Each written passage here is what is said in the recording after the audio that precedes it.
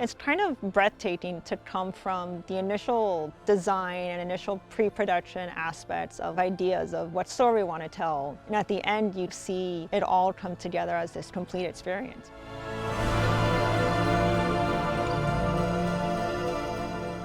I'm Steph Yoon. I'm an assistant lead quest designer here on the Warcraft team.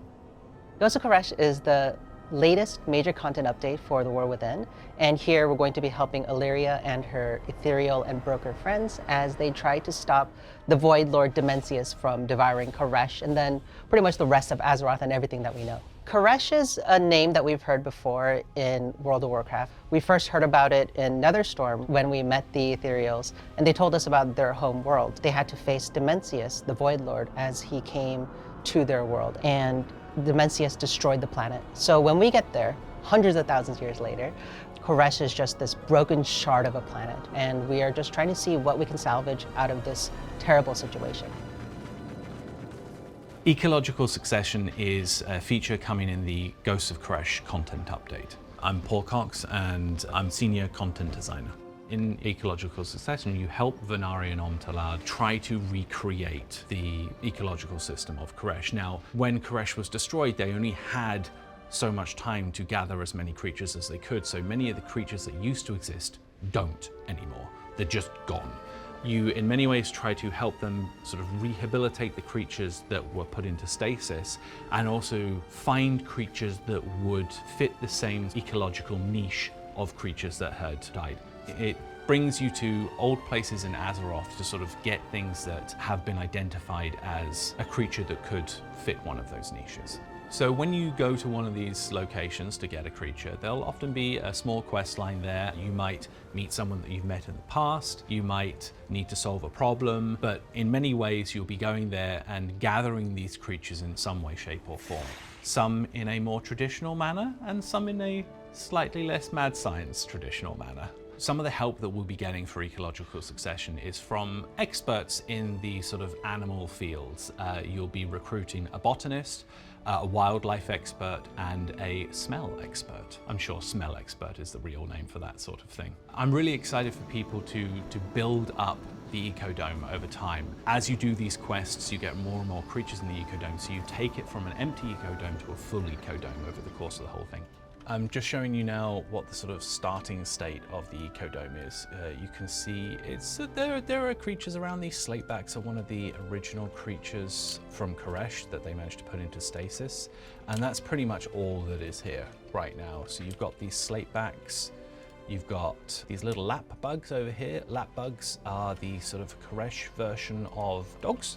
They were often kept as pets. And then we've got these regal thorntails that were also a native creature. But you can see that it's a fairly sparsely populated ecodome. And then this, what I'm showing you now, is sort of like what it'll look like towards the end. So you can see there are a lot more creatures going on here. Karesh tells a story of more than just the planet, but it tells a story of the resilience of their culture and their future and how we're going to help them restore their planet. My name is Danny Merrithew. I'm the lead quest designer on WoW. When I played back in Burning Crusade, the Netherstorm area was one of my favorite zones. I loved it. It was absolutely gorgeous, and I always wanted to learn more about the ethereals. So I'm excited for players to actually be able to learn more about them too and see where Karesh actually is. With the outdoor game loop, one of the first things the player is going to receive is the Rishi wraps. And that is basically what's going to allow them to get into phase diving, which takes you into an alternative phase. You are becoming an ethereal, you are taking on their energy form, and you're going into a phase in between Karesh and a different world. Went through a lot of iterations. You know, we decided, we were like, we need this to feel like a different space. So we ended up talking to the art team and figuring out what can we do here. So they ended up giving us lighting changes and environmental changes that really make phase diving stand out. One of the other things was the screen effect on phase diving. We figured out that that is probably one of the most important things to communicate that, hey, you're in a different environment now. So we took a lot of care to make sure that that looked right and fit the culture. The way that we really feel that it feels right is we do a lot of internal play testing, but we also partner with other teams as well. Like we work with games user research, and they actually connect with players. So players are able to tell us how they feel about what we're building, what sort of things do they like, what don't they like, what things should we be looking at to change. And that really strong partnership between us and those teams help us be able to reflect the player voice in our game. And we partner very closely with the rewards team. They're the ones that built the cloak and that progression and the renown progression and whatnot in the game. So we come up with the gameplay ideas and we run it by them, and they come up with the progression, and we kind of meet in the middle. My inventory, I've been testing this a lot, so we have a lot of cloaks and a lot of our sockets here, and these are the ones we can swap out. So the first time we upgrade, it's gonna look like this.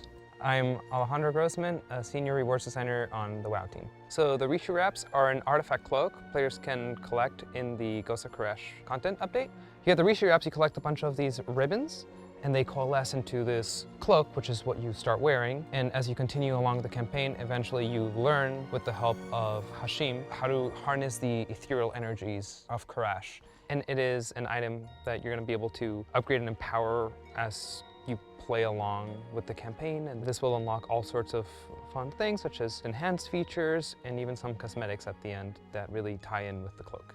The effects of the Rishi wrap change depending on your role. If you're a tank, they're gonna give you a shield so that you can sustain more damage. If you're a healer, it's going to assist you in shielding some players around you. And if you're a DPS, it's just gonna create arcane explosions at your target.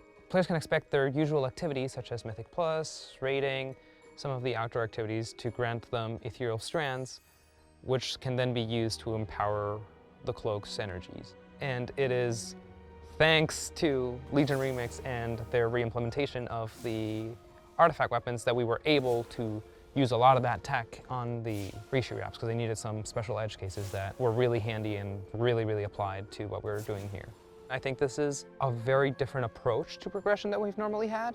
It's much more in line of whatever you do, you're gonna get the ethereal strands. It's very straightforward in its progression. I'm very excited to see how players respond to it, and hopefully this really just feels like a boon, and it still feels like you're progressing it and you're earning it without really having to feel that you need to do certain things to be up to speed the whole time. Hi, I'm Katrina Yepes. I'm an encounter designer on the World of Warcraft team. I was the outdoor point for Ghost of Karesh. It's an opportunity to really collaborate and connect with other designers on the team. You're kind of stepping into their storylines and their quest lines, delivering on that fantasy and what the quest designer wants, what is fun for the player. There's two main factions of ethereals out in the Wastelands of Karesh. When designing the Wastelanders, I think we wanted to lean more on the archetypes of hunters and more shamanistic ideas. They're very rooted in the natural occurrence of creatures and their homeworld. Whereas the Shadow Guard, they're stepping in to take over. So their ability kits lean more militaristic. They have a true army, they have warriors, they have established support units. We have the native creatures of Karesh, and we'll see a lot of those in the ecodomes. And lots of invading creatures because of Demensia's devouring. A lot of void creatures are swarming in from the Voidlands. So you'll see a really cool new Void Dragon world boss stepping in named Reshinor. Reshinor is a really unique creature in that they exist in both phases. So a really cool, unique hook we did for the world boss is you'll be able to phase dive to chase after him and do extra damage on him. And then when Reshinor's energy gets low, as you can see, he's gonna retreat to go find some arcane to feed on. So you're gonna have to go chase him down, and you can chase him down faster with your phase diving cloak. So he'll take off here. So you'll go ahead and click your phase warp. And now you're in untethered space, and now you'll be able to hit Reshinor again. My main responsibility with the phase diving was offering harder mode creatures. So there's a lot of mini bosses within the outdoor space, new rares to explore, creatures that were more complex in difficulty. There's a lot of little cute one-off unique storylines. One I can think about that I'm really excited about, his name is Chowder. He's a little rare that you may see running across the dunes of Karesh. And he is actually an escaped Krog who was being transported to Karesh through Tazavesh. So he's not native to Karesh. The way I work as outdoor point, I walk into a zone and view a point of interest that a quest designer or content designer has set up. And in this one instance with Chowder, He's there running across the dunes, and he has this cute little bow on his fang, and I was like, I know exactly what kind of abilities he needs. He's gonna thrash about, and he's gonna charge at you. You better dodge that or he'll knock you up. Yeah, and of course, he's gonna kiss us roughly. I think we know when we got it right when the room lights up. You know, our team will sit down to play test and experience the content for ourselves. And if everyone's smiles are lit up and everyone's having fun, I think we know we did the right thing.